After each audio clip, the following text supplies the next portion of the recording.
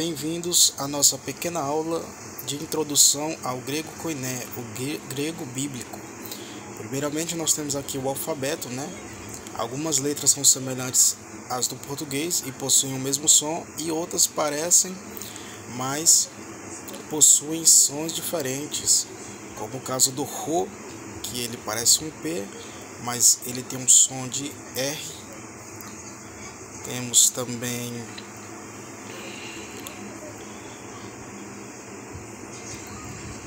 o Eta, que parece um H na sua forma maiúscula, e na sua minúscula parece um N no português, mas ele tem o som de E, ele é um E longo. Temos o Epsilon, que também ele tem um som de E, mas ele é um E breve.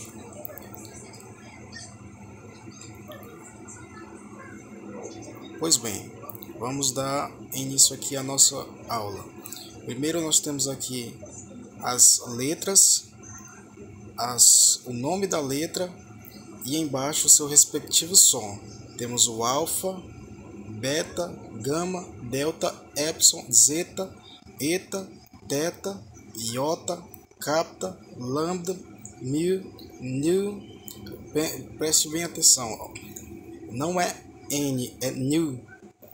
Temos o ki ou kisi, tem essas duas pronúncias, ambas estão corretas. Temos o ômicron, que é o nosso O breve no grego. Temos o pi, um símbolo muito conhecido na matemática. Temos o rho, o sigma, o tau, que é outra letra semelhante ao português, que também tem um som de T.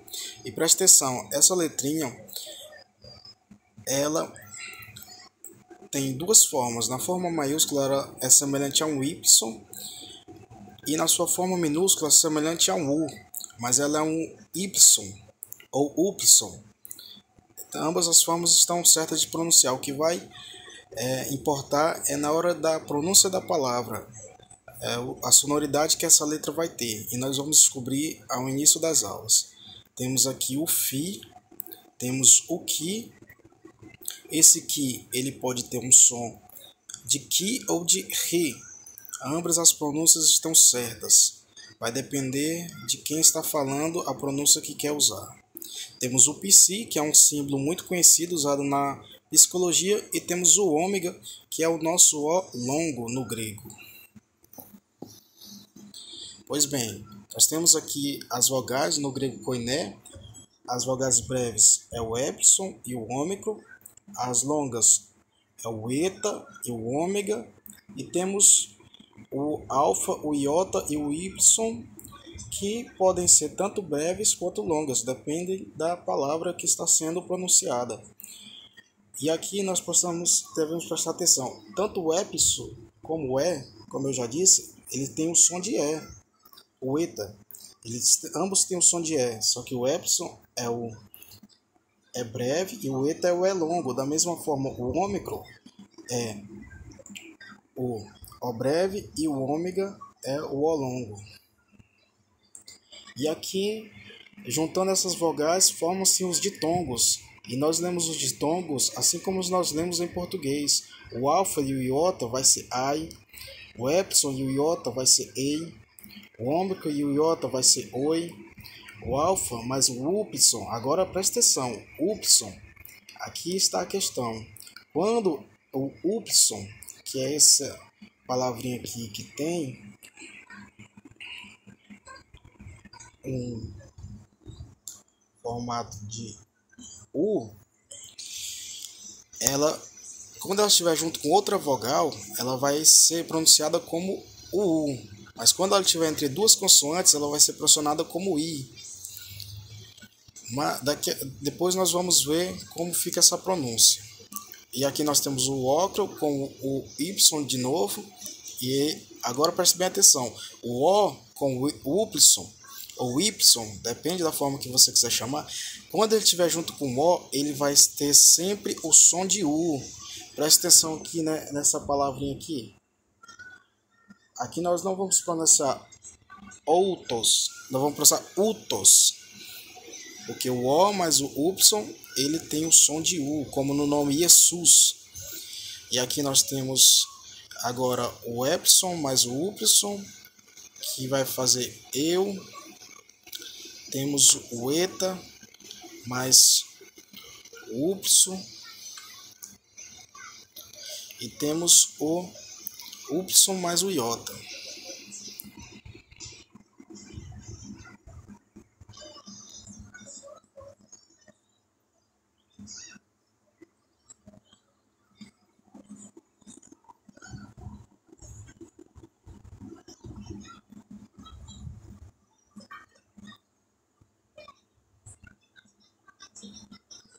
Tô tendo um probleminha técnico aqui para mim poder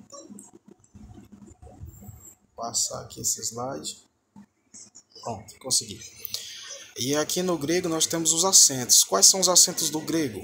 Se você quiser parar aqui o vídeo e ler um pouco, você pode fazer, mas eu vou fazer um breve resumo. No grego nós temos o acento agudo, o grave e o circunflexo. O acento agudo vai dar o tom alto da palavra, onde tiver o acento, quer dizer que naquele ponto é o tom alto. Temos o grave, que vai dar o tom baixo. Aqui está, temos aqui o agudo, temos aqui o grave, temos aqui o circunflexo. E o circunflexo, ele vai, determinado o contexto da frase, ele vai dar um tom alto ou baixo.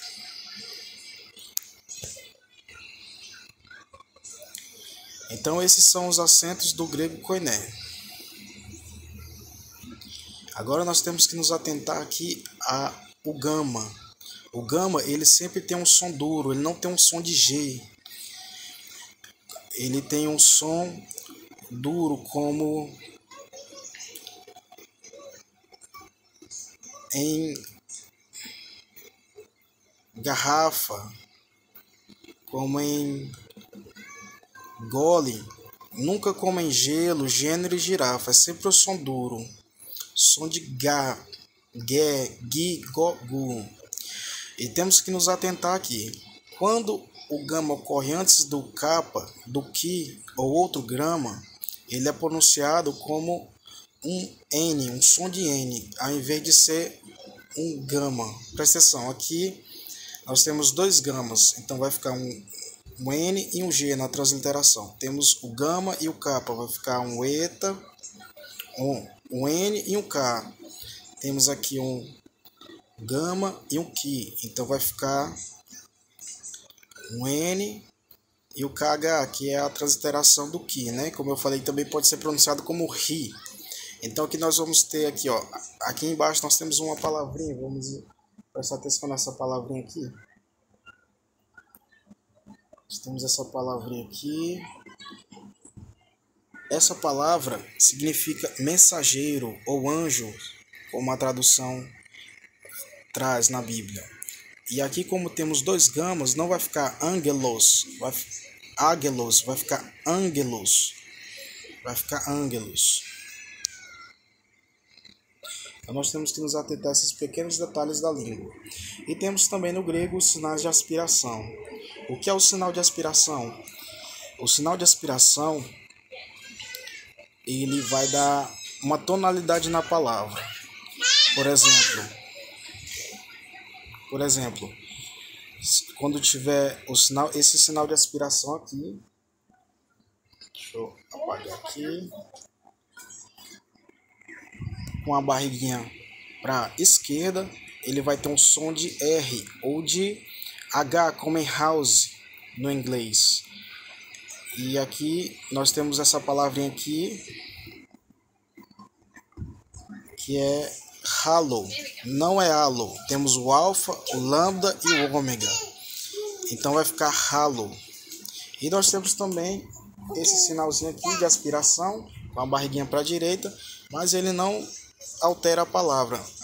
Nós temos aqui o alfa e o iota, ele vai ser pronunciado apenas como ditongo, o ai.